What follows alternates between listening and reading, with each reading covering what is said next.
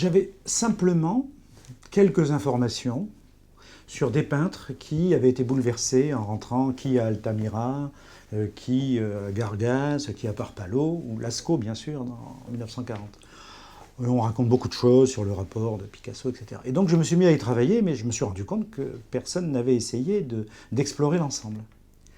Et là, je suis allé de surprise en surprise, puisqu'on s'aperçoit qu'il y a des pans entiers, par exemple de l'œuvre de Picasso, qui sont partis de la statuette de l'Espugue, que Miro a été bouleversé par les signes avec plusieurs grottes, que Nicolas de Staël s'est envolé vers sa propre peinture à Altamira, et ça continuait, puis Brassailles, et Dubuffet, et Soulages, et Yves Klein, et Paul Klee, etc.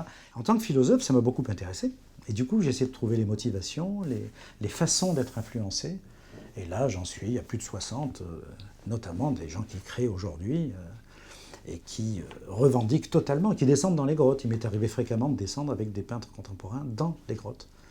Et nous avons été bouleversés, et moi j'ai écouté beaucoup leurs propos. Et ensuite on discute tous ensemble, les préhistoriens, artistes et un philosophe au milieu, pour essayer de comprendre ce qui se passe, le geste, l'émotion, et le rapport à leur propre art.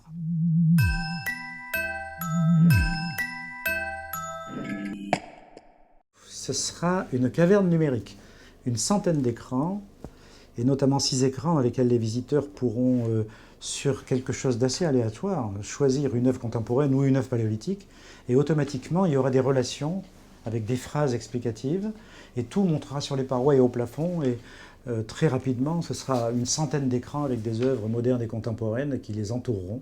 Et il y aura une salle temporaire à partir de la 2e année où un artiste actuel descendra dans le vrai Lascaux et exposera les œuvres que l'émotion lui aura suggérées dans une salle qui changera tous les ans. C'est par le regard de tous ces grands créateurs contemporains qu'on peut obtenir et former en soi un regard qui permet de regarder autrement l'art paléolithique. C'est-à-dire que c'est le regard qui va être instruit par l'ensemble de ces créations. Et cette universalité, elle se voit dans ces grottes, elle se verra dans le facsimilé, mais elle se voit aussi dans la création contemporaine. Et ça me paraît tout aussi important.